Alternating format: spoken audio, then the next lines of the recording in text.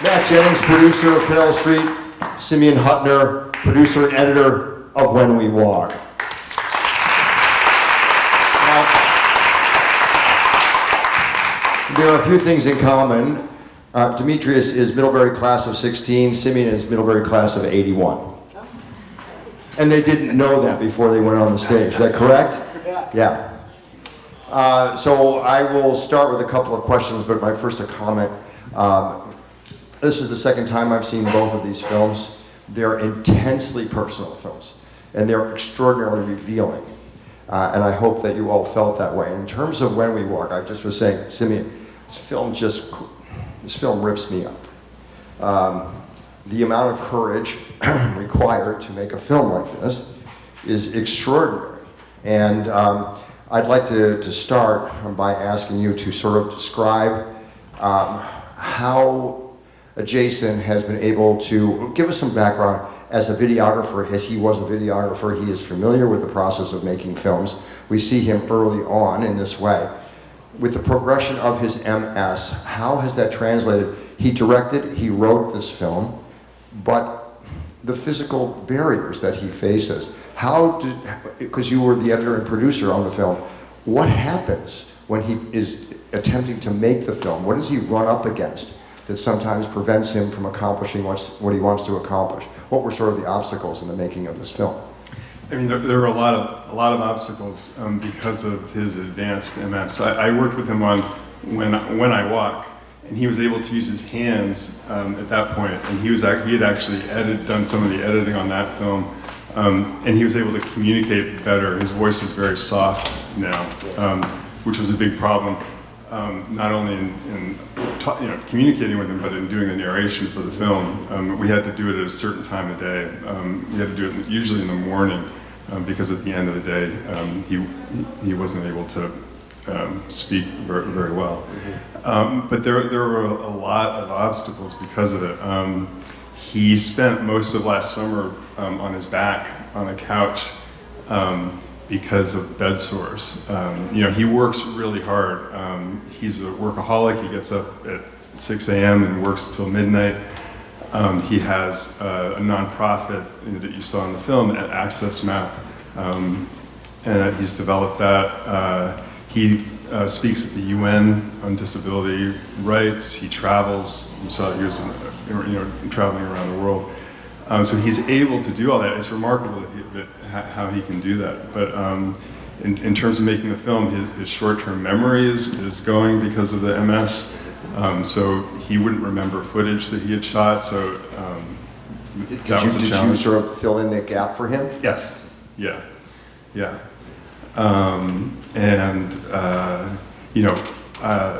There were times when like a carrier wouldn't show up, and for him that's like a life and death situation.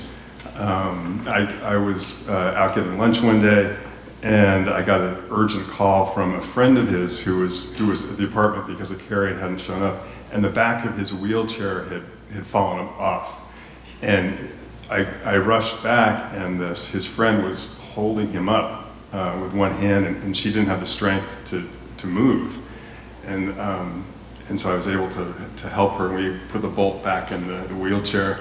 I got another day, one of his carriers came in and said, "Can you take a look at Jason? I think something's wrong." And I went into the room, and he was having a seizure, and so we called 911. The EMTs came over, and they took him to NYU. But these are the kinds of challenges that we were dealing with, and for me, it was really a unique experience. Normally, when I'm editing, most of the footage is shot, and I'm fairly removed from the process. In this case, I was immersed in it. I was in the middle of it. It was happening. You were there? I was there. Yeah. I was working. He has a 3-bedroom apartment, and one of those bedrooms is an office, and I was working there. So I was with him every day. And I was for what length of time were you? For most of last year. Yeah, we finished the film in December, and I came on full time and part time in the previous December, then full time in March. But it was, the court case was going on. We didn't know what was going to happen. That was affecting how we were editing and how we were, trying to tell the story. That wasn't resolved until late last year, and and because of his illness as well. It's simply extraordinary. Now, guys, I'm curious.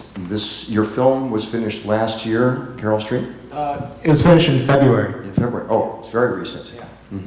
So I'm interested in knowing what is next, because to me, this film sort of sets the stage for a broader conversation, for a longer term conversation.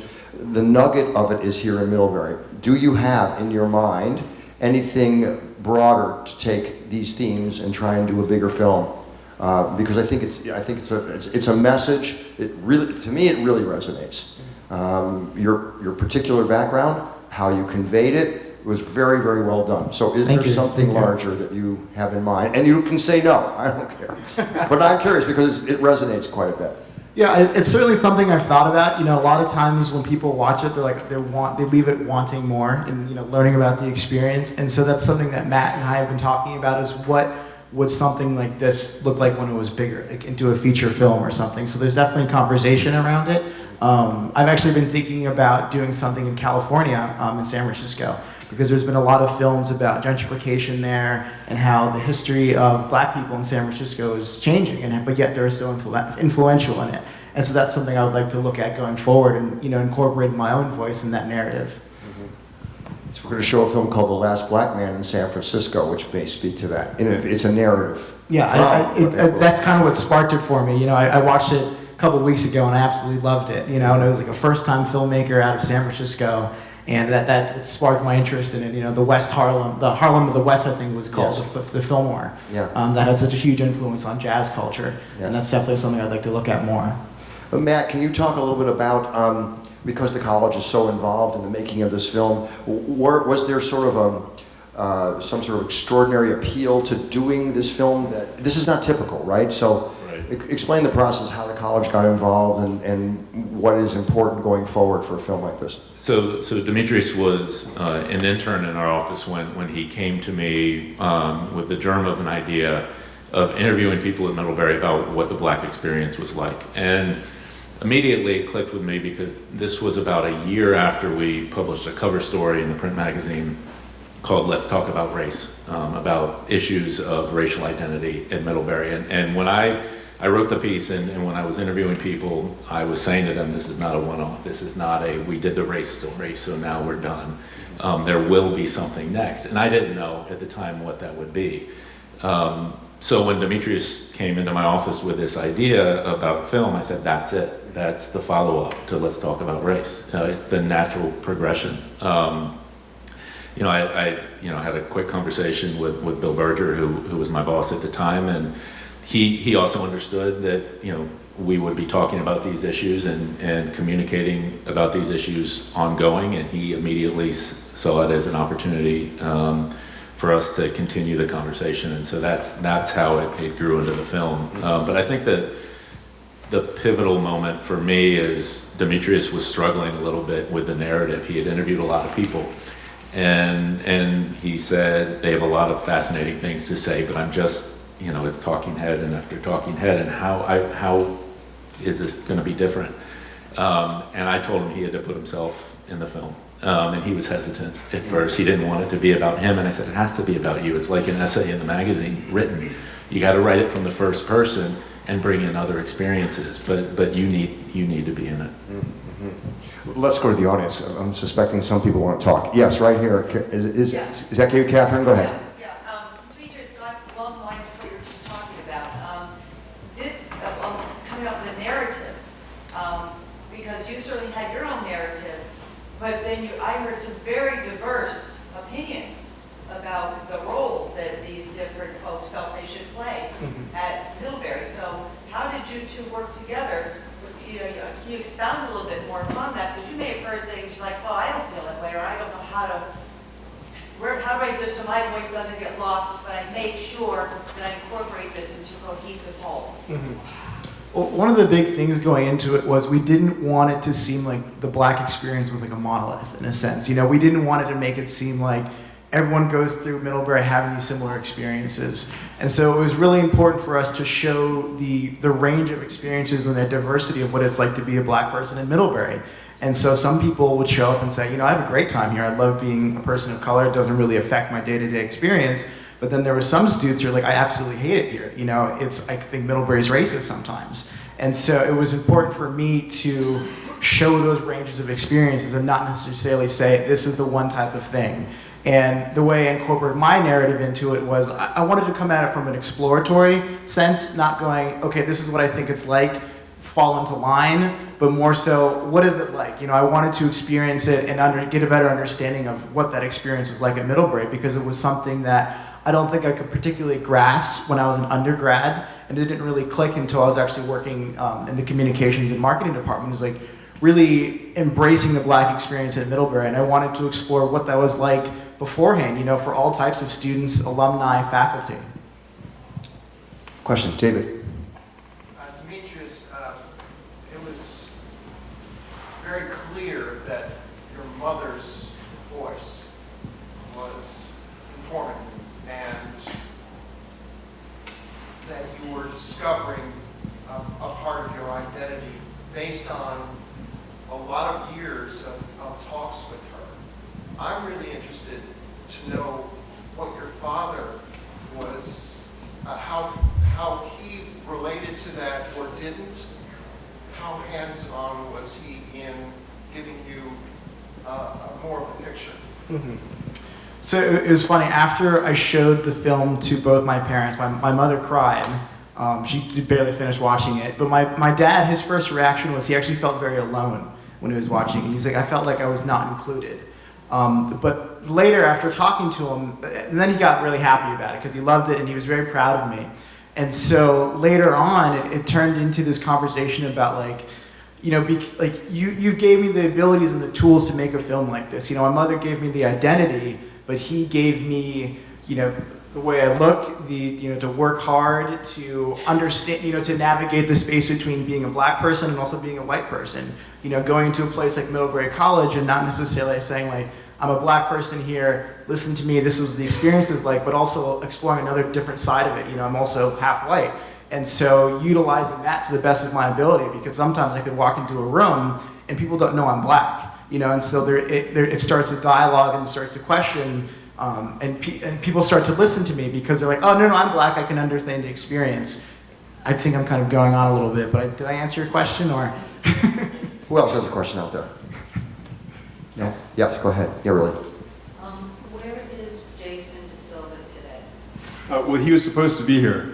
And in fact, this morning I woke up expecting to see him here. Yes. He, and this is not unusual in my experience, he went to the airport last night to get a flight. The flight was canceled, and he waited and waited for another flight, and then just wasn't able to. He was there for hours, and then ended up just finally giving up and going back home. And this happened, this kind of thing happened a lot when we would have meetings or events to go to together. He would, a day, you have to book a special car a day in advance. In New York, it's Accessoride, and they're notoriously unreliable. And so a lot of times I would end up going to the event myself because he wouldn't be able to go. And you can see in the film that that's what he's advocating for, is for taxis that are capable of taking on people in wheelchairs. If you take the subway in New York, they're almost all the subway entrances are inaccessible. There are very few elevators. So that's a big issue that he's been really fighting for. So I just brought this up with you before we went on stage. Many emotions are revealed. His emotions are revealed. Sometimes, so painfully so. The one I didn't see in this film, maybe I missed it, is anger. So is he at a point where anger is beside the point because so much has transpired in his life that he feels the emotional sadness of being disconnected from his son.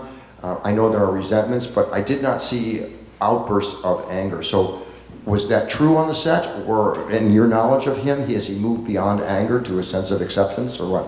Yeah, I don't think I've ever seen him display anger. It's kind of remarkable. I forgot I didn't mention one of the major, we were talking, the first question, one of the major impacts in making the film from his illness is that he's legally blind. And so there's a scene in there where he's looking at the scenes from the first film, and there was a large monitor. That's the monitor that we used in editing, so that that was the only way he could see, get a sense of of the film what we were looking at. But in terms of the anger, he's just a remarkable person that way. He faces this illness with such grace and equanimity and humor. That is a perfect word. It's and it really helps you put, it puts things in perspective for me, being with him every day. How did you become associated with this film? I had worked on When I Walk. That's the start. Okay, Yeah, and he asked you to come back and work on this one. Yeah. But his MS was barely noticeable when I Walk? No, where was it? he was on the scale, where was he? He was on a motorized scooter, but he could with help, he could get up. I think he was just transitioning to that from crutches at that point. But it was really a rapid kind of decline from then. I talked with him several times in our efforts to have him come up here. I remember one conversation with Jace was on the phone with him, who's now 6 or 7? 6. Yeah. 6.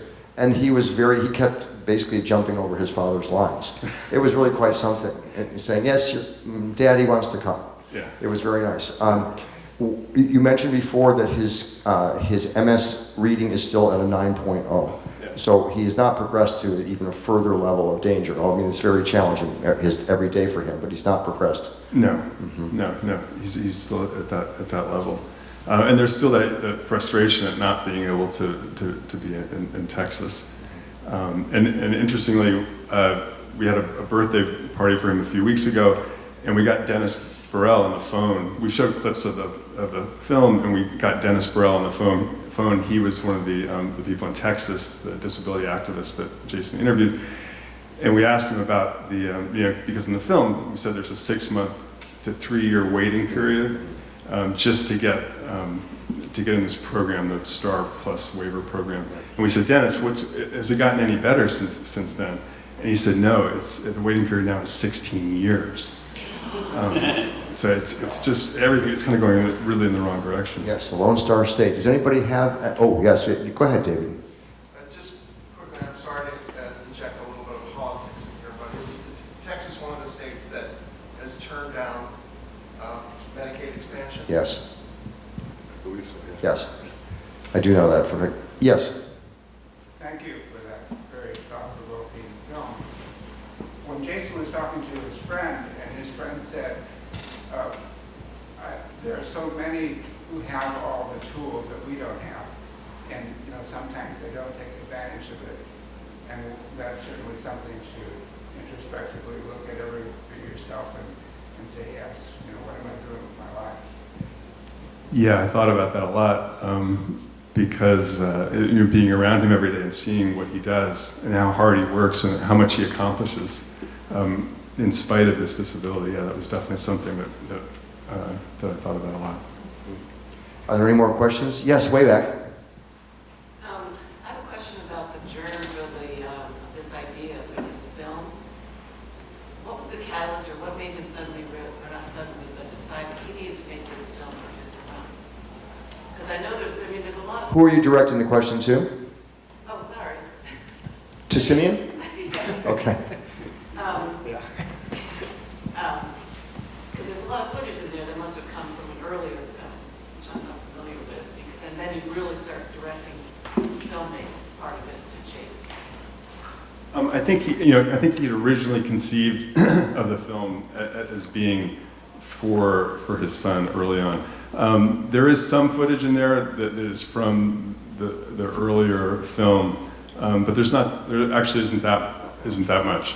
And it's mostly identified as being from the earlier film. The rest of it was shot for the purpose of being just in this film. But he had done, interestingly, he had done an op doc for the New York Times about it was just about the issue of trying to go to Texas and how Medicaid is unequally implemented. And in that Alice is not present in that, and also Jace is animated.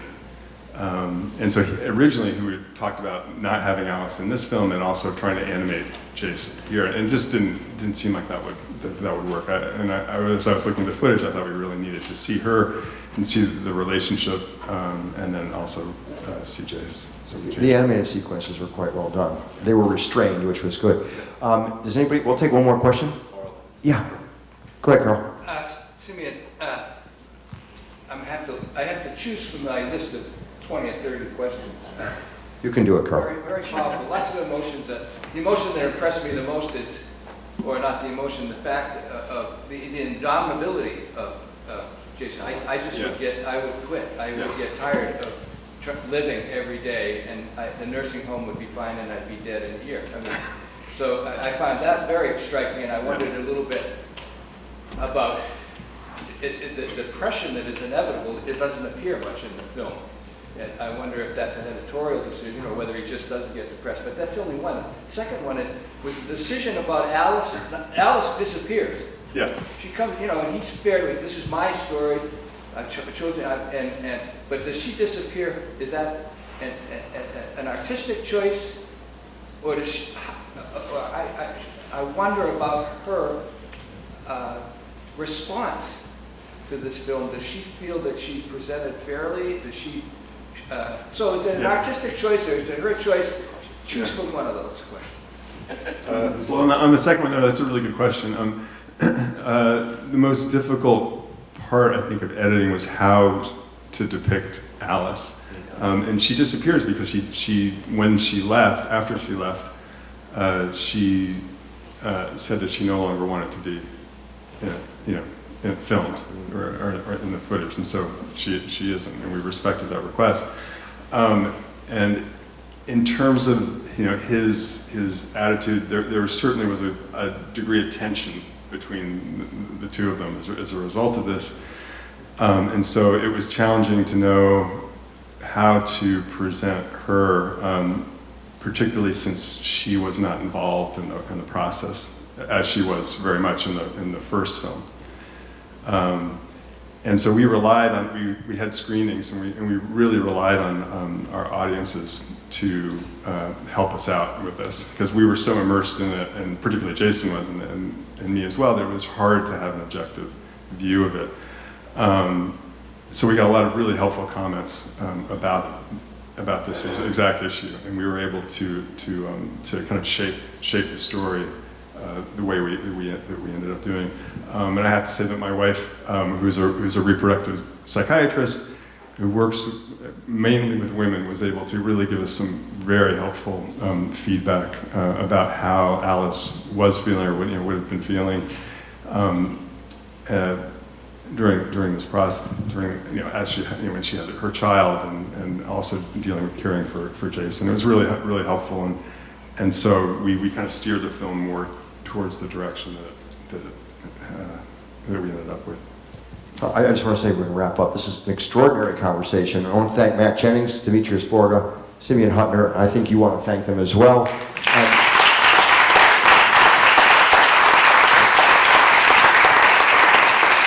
And just to toot our own horn here, to me, this screening is the essence of the Middlebury New Filmmakers Festival. A couple of housekeeping notes. One, when you leave, there's going to be a band out there, and they're going to be shooting a video, playing their song, and they're going to be shooting a video, and you're welcome to go around the front and take video if you'd like, and somebody will tell you where to upload.